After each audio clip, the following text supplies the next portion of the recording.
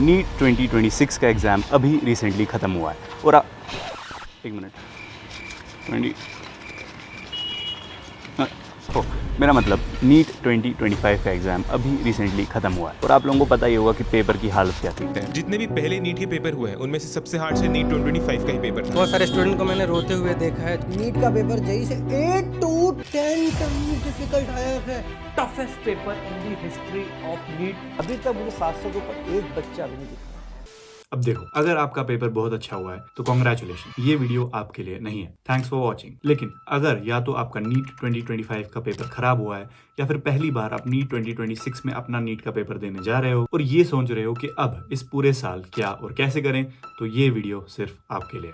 Detail में हर एक चीज डिस्कस करेंगे ताकि आपको कोई भी कंफ्यूजन ना हो और आप अपनी प्रिपरेशन सही तरीके से कर पाएं। और इसके साथ साथ वीडियो में आगे मैं आपको मेमो नीट के एक जबरदस्त स्टडी प्लानर के बारे में बताऊंगा, एक ऐसा प्लान सिस्टम जो आपकी शेड्यूल रिलेटेड सभी प्रॉब्लम्स इंस्टेंटली फिक्स कर सकता है। तो मेक श्योर आप वीडियो के एंड तक बने रहें। फिलहाल के लिए वेलकम टू द वीडियो। ठीक है, तो सबसे पहली और इम्पॉर्टेंट बात जो आपको अपनी प्रिपरेशन के लिए समझनी पड़ेगी वो है डोंट स्टार्ट।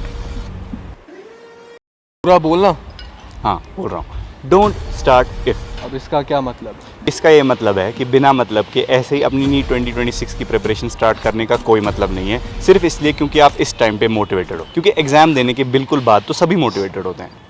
मतलब ये कि आप अपने आप से खुद पूछो कि कहीं ऐसा तो नहीं है कि मैं नीट देने के बिल्कुल बाद अभी मोटिवेटेड हूँ और इसके बाद सिर्फ पहले 2-3 महीने तक मोटिवेटेड रहूँगा, उसके बाद सभी नीट एस्पिरेंट्स की तरह एक ऐसे प्रोक्रेस्टिनेशन साइकिल में फंस जाऊँगा जहाँ सभी लोग बस नीट एग्जाम आने का वेट करते हैं और एग्जाम देने के बाद उन्हें रियलाइज़ होता है कि उनने बस अपनी ज़िंदगी का 1 साल वेस्ट किया और कुछ भी नहीं। इसीलिए अगर आप अपना एक पूरा साल एक डेडिकेटेड तरीके से देने के लिए रेडी हो, जिसमें आपको दिन रात पूरी मेहनत करनी पड़े और टेम्पररी मोटिवेशन से नहीं बल्कि डेली कंसिस्टेंसी से आप अपनी नीट 2026 की प्रिपरेशन हर दिन करते जा रहे हो, सिर्फ और सिर्फ तभी आपको नीट 2026 के लिए ड्रॉप लेना चाहिए। अब आप इनमें से कौन सी कैटेगरी में आते हो, इसका सच्चा और ऑनेस्ट आंसर सिर्फ और सिर्फ आप खुद को दे सकते हो। एक बेटर अंडरस्टैंडिंग के लिए इस टेबल को देखो।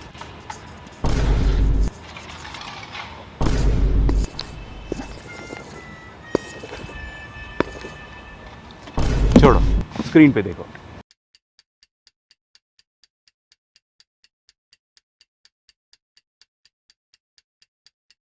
तो शॉर्ट में इस टेबल का कंक्लूजन ये है कि अगर आपको अपने ड्रॉप ईयर के लिए कोई सॉलिड स्कोप ऑफ इंप्रूवमेंट दिख रही है जो आप रियलिस्टिकली फॉलो कर सकते हो, सिर्फ और सिर्फ तभी ड्रॉप लो। वरना सिर्फ ड्रॉप लेने के लिए ड्रॉप लेना तो बेवकूफ़ी है ना। बात तो सही है। अब इसके बाद अगर आपने डिसाइड कर लिया है कि नीट 2026 की प्रिपरेशन करनी ही है, तो एक और चीज करो, लेकिन ये थोड़ा कंट्रोवर्शियल हो सकता है, इसीलिए ठंडे दिमाग से सुनो। Stop blaming. मतलब नीट 2025 में जो पेपर के रिलेटेड ब्लंडर हुआ उसमें आप लोग अपने टीचर्स, कोचिंग, बाकी स्टूडेंट्स, ये नीट वाले भैया दीदी या फिर एनटीए, इस सबको ब्लेम करना बंद करो। यस, इवन एनटीए को भी। बच्चों से मार खाएगा क्या तू एनटीए के साइड, लेकिन बच्चों के? शांत हो जाए भाई, सुन। NTA as an exam body is just terrible. उनने आज तक कभी कोई चीज ठीक से कंडक्ट नहीं कराई है और वो हमेशा गड़बड़ करते हैं। लेकिन अनफॉर्चुनेटली इस बार जो पेपर एक्सट्रीमली डिफिकल्ट और लेंथी दोनों आया था, उसमें टीचर्स की गलती नहीं है कि उनने बस इजी पढ़ाया था, क्योंकि इससे पहले का पैटर्न लिटरली वही था। और ना ही स्टूडेंट्स की खुद की गलती है कि उनने खुद से डिफिकल्ट चीजें प्रैक्टिस नहीं की, क्योंकि अगर वो मेन चीजें छोड़कर इस सब पर अपना ध्यान देते तो ईजी पेपर आने पर कहीं ना कहीं उनकी ही रैंक सैक्रिफाइस होती। इसीलिए ऐसे अनएक्सपेक्टेड पेपर के आने पर बस वही स्टूडेंट्स इस एग्जाम में अच्छा कर पाए जिनने इन 3 घंटों में डिफिकल्ट चीजों को छोड़कर जो आता है उसे स्मूथली करने पर ध्यान दिया है। तो इसीलिए अब अगर हम अपने अगले नीट की तैयारी करने जा रहे हैं, हम ये ध्यान रखेंगे कि हम किसी पर भी ब्लेम डालने पर अपनी इंपॉर्टेंट एनर्जी वेस्ट नहीं करेंगे, बल्कि एनर्जी को कंजर्व करके आगे का प्लान बनाएंगे, क्योंकि किसी को भी ब्लेम करने से वैसे भी कुछ नहीं होने वाला। इंस्टेड हम इस इंसिडेंट से सीखकर ये इंश्योर करेंगे कि नीट 2026 में जैसा भी पेपर आए, हम उस पेपर के लिए उन 3 घंटों में रेडी हो। ओके, ठीक है। अब अगर आप ये दोनों बातें अच्छे से समझ गए हैं, तो now you are ready to be a soldier who is about to go to war. A soldier fully dedicated and ready, but with just one small thing missing, a gun. क्योंकि आपके पास तो अभी कोई सोर्स ही नहीं है and बिना source के you are just a soldier without a gun. इसलिए पहले गन सिलेक्ट करो, मतलब कोई भी एक ऐसा सोर्स जिससे पूरे साल most of the time stick करके आप अपनी पढ़ाई कर सको, चाहे वो कोई ऑफलाइन कोचिंग हो, कोई ऑनलाइन बैच हो या फिर कोई मिडिल इन बिटवीन अप्रोच। ये 2025 के बाद से मैंने नोटिस किया है कि अचानक से सब लोग ऑनलाइन कोचिंग को अवॉइड करने को बोल रहे हैं कि अब बस ऑफलाइन कोचिंग ही जाना जरूरी है और ऑनलाइन से कुछ नहीं हो सकता। देखो, मेरे हिसाब से ये सच नहीं है। ऑफलाइन या ऑनलाइन दोनों तरीके से पढ़ाई हो सकती है और अच्छे लेवल लेवल की हो सकती है। बस ध्यान इस बात का रखना है कि जो हमारा सोर्स है वो रेलेवेंट और सफिशिएंट दोनों हो, और फिर उसके आगे इसके बाद आप अपना खुद का इंप्रूवमेंट कैसे करोगे वही तो हम इस वीडियो में आगे जानेंगे। लेकिन उससे पहले मैं आपको मेमोनीट के बारे में बताता हूँ, जिसकी बात हमने वीडियो की स्टार्टिंग में भी की थी। मेमोनीट ने रिसेंटली लॉन्च किया है अपना नीट 2026 के लिए बूट कैंप 270 डेज प्लानर, जो आपकी प्रिपरेशन के लिए काफी हेल्पफुल हो सकता है। देखो पहले प्रॉब्लम को समझते हैं। प्रॉब्लम ये है कि अपनी प्रिपरेशन के लिए स्टूडेंट्स के पास पहले तो कोई क्लियर स्टार्टिंग पॉइंट ही नहीं होता। सिलेबस फील्स ह्यूज, और ये भी समझ नहीं आता कि पहले 11th के सिलेबस से स्टार्ट करें या 12th क्लास के। साथ में डेली के एग्जीक्यूशन प्लान्स भी फॉलो नहीं होते। कूल कोचिंग ये सब पहले तो क्लैश करने लगता है, फिर डिसिप्लिन नहीं रहता, और एंड में नीट और बोर्ड एग्जाम्स एक साथ क्लैश करने लगते हैं। तो अब करे तो करे क्या? This is exactly where MemoNEET boot camp 270 comes in. ये एक कंप्लीट स्टडी प्लानर है जिसमें स्टूडेंट्स की कैपेबिलिटी के हिसाब से पहले तो 12th क्लास के चैप्टर स्टार्ट किए हैं और उसके बाद 11th क्लास के। इसमें स्ट्रक्चर्ड डे वाइज गोल्स हैं, जिसमें सिर्फ 5.5 आवर्स पर डे का इवनिंग स्टडी शेड्यूल है, जिसके साथ साथ ब्रेक्स और रिकवरी डेज सब मैप्ड है। इस प्लानर के साथ आपकी प्रिपरेशन के लिए 11 पार्ट टेस्ट, 2 क्यूमुलेटिव टेस्ट, एक मिस्टेक नोटबुक और रिवीजन स्लॉट सब इंक्लूडेड है। आपको बस ऐप ओपन करनी है, अपने डे पर क्लिक करना है और आपके स्लॉट्स और टारगेट्स रेडी होंगे। जैसे अगर हम यहाँ पर डे 1 के टास्क को देखें तो एक ही क्लिक में आपको उस दिन के सभी टॉपिक्स मिल जाएंगे और आप रिवाइज फ्रॉम मेमोनीट नोट्स के बटन पे क्लिक करके सभी चीजें पढ़ सकते हैं बिना कुछ भी सर्च किए। इसके अलावा ऐप में आपको मिलेंगी hand picked PYQ books with explanations और साथ में टेस्ट सीरीज भी, जो आपकी प्रिपरेशन में आपको हेल्प कर सकती हैं। नीट 2025 के एग्जाम में भी most of the questions directly या फिर इनडायरेक्टली मेमोनीट ऐप से ही आए थे, और इसका प्रूफ डॉक्यूमेंट भी आपको ऐप में ही मिल जाएगा। ये बूट कैंप 25 में से स्टार्ट हो रहा है और 12th के बोर्ड एग्जाम से पहले ही एंड भी हो जाएगा। बूट कैंप के लिए प्री बुकिंग चल रही है, इसलिए प्राइसेस भी कम है, लेकिन अगर आप इसे पहले ट्राई करना चाहते हैं तो आपको फर्स्ट 14 डेज का फ्री एक्सेस भी मिल जाएगा। हाँ, लेकिन ध्यान रहे कि उसके बाद प्राइसेस वापस से बढ़ जाएंगे। अगर आप इंटरेस्टेड हैं आप इसे चेकआउट कर सकते हैं और मेरा कोड निहायत 300 यूज भी कर सकते हैं, आपको एक्स्ट्रा स्पेशल डिस्काउंट भी मिल जाएगा। नीचे डिस्क्रिप्शन में पहला लिंक दिया हुआ है। हम बाकी वीडियो पे वापस आते हैं। ठीक है, तो क्योंकि अब हमारे पास सारा मटेरियल है, we need to make sure कि हम ये एक छोटी सी गलती ना कर रहे हो। छोटी तो नहीं है वैसे, बहुत बड़ी है, but still, which is following the previous year NEET pattern blindly. मतलब कि सबसे रीसेंट ईयर वाले नीट एग्जाम में जिस तरह का पेपर पैटर्न आया है, उसी एक पैटर्न को ब्लाइंडली फॉलो करके और पूरे साल वैसे ही पढ़ के पेपर में जाना बंद करो। देखो, नीट 2025 का फिजिक्स पेपर बहुत लेंथी भी था और डिफिकल्ट भी था। केमिस्ट्री और बायोलॉजी के पेपर्स तो मॉडरेट थे, लेकिन एक्सट्रीमली लेंथी थे। लेकिन अब इसका मतलब ये थोड़ी है कि हम इस पूरे साल सेम सिमिलर फॉर्मेट ही पढ़ेंगे और एक्सपेक्ट करेंगे कि पेपर में एग्जैक्ट सेम फॉर्मेट अगले साल भी आएगा। क्योंकि अगर फॉर्मेट पूरा चेंज हो गया अब क्या करोगे? हमने लास्ट ईयर भी तो एग्जैक्टली यही गलती की थी, जिसकी वजह से इस साल स्टूडेंट्स को प्रॉब्लम हुई थी। अब माना कि वो गलती सबके एंड से, टीचर्स, मेरे जैसे कंटेंट क्रिएटर्स, NTA और स्टूडेंट्स भी, लेकिन इसका नुकसान तो सिर्फ और सिर्फ स्टूडेंट्स को ही है ना। इसीलिए हम इस बार वो गलती नहीं करेंगे। हम हर एक चीज हर एक लेवल पे पढ़ेंगे और पेपर कैसा भी आए अपनी प्रिपरेशन और अपने पेपर अटेम्प्टिंग स्ट्रैटेजी को उसी हिसाब से मॉडिफाई करेंगे। अब ऐसा नहीं है कि ये कोई बहुत खास बात है, सिंपली सेंस भी बनाती है। Think about the game of basketball. मान लीजिए कि एक बास्केटबॉल प्लेयर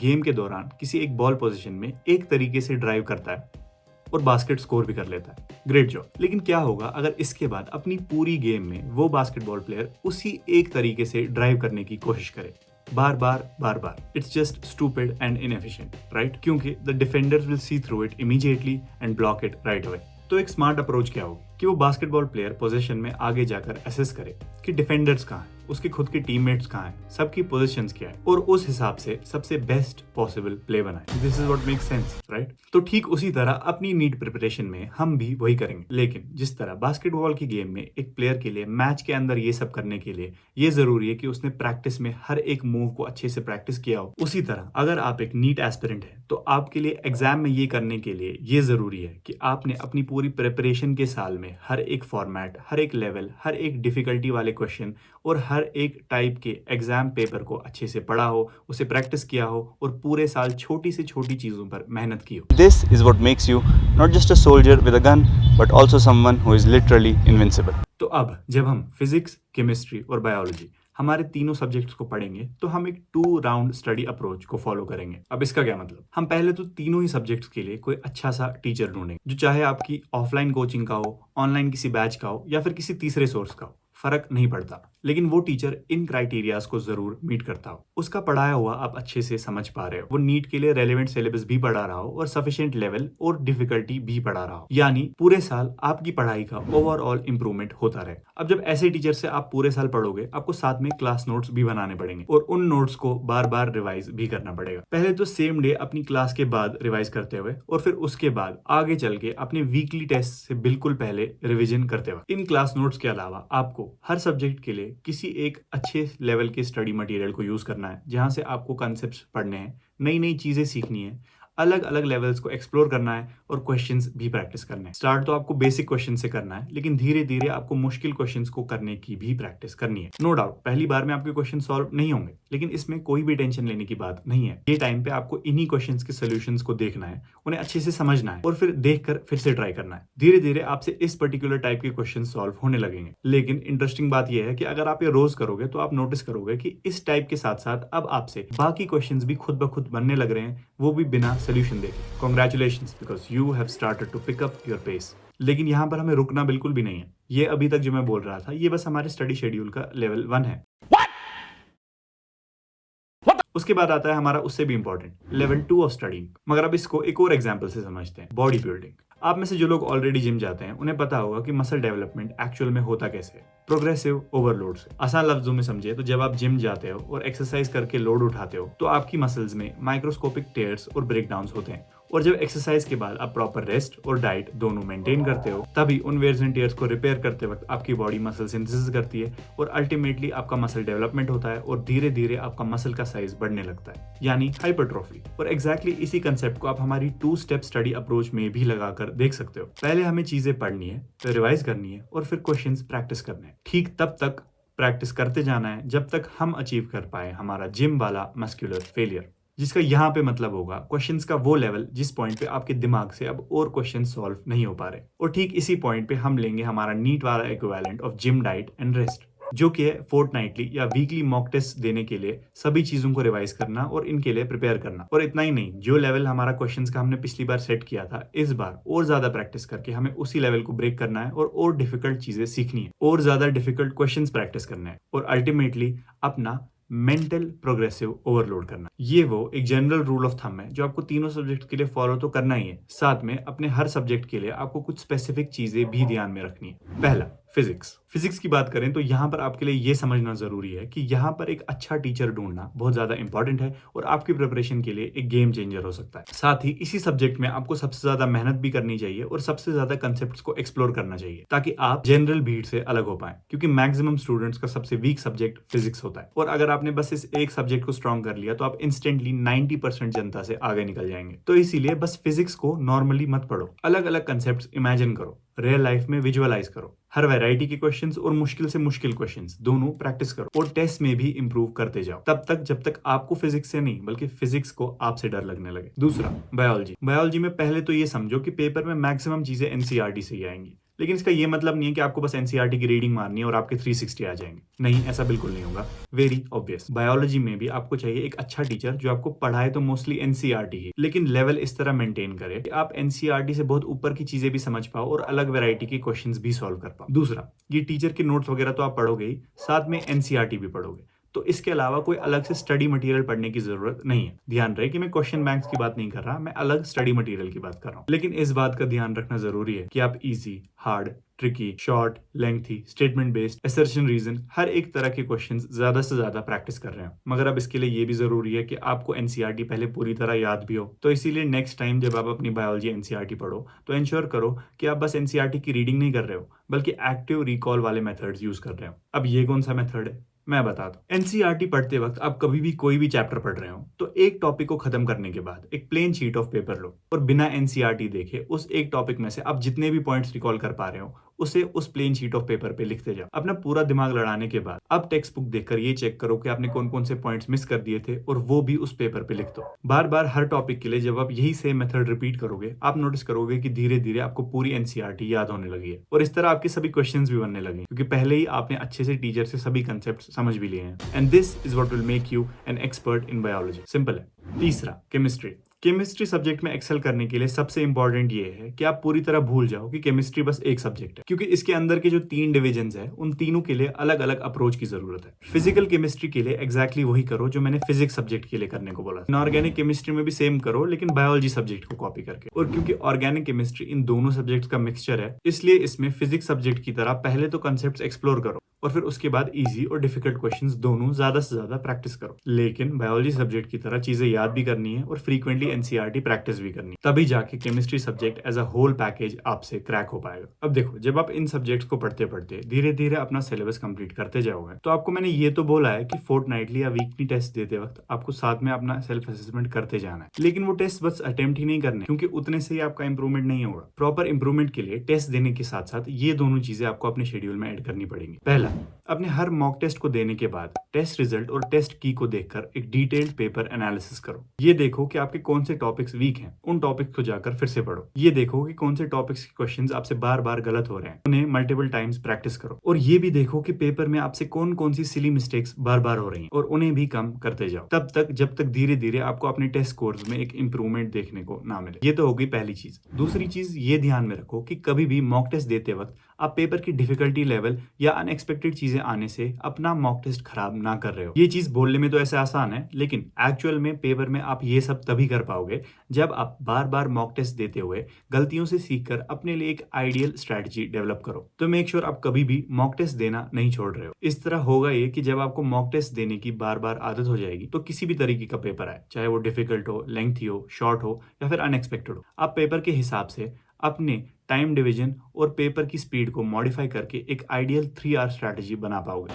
और ये बस बोलने की बात नहीं है। जिन स्टूडेंट्स ने अपना नीट 2025 का एग्जाम अच्छा किया होगा, वो रिलेट कर पा रहे होंगे कि कैसे पेपर में अपनी प्रैक्टिस की वजह से वो अलग अलग वेरिएबल्स को अपने 3 घंटे के अकॉर्डिंग सेट कर पाए, इवन दो पेपर डिफिकल्ट और लेंथी दोनों आया था।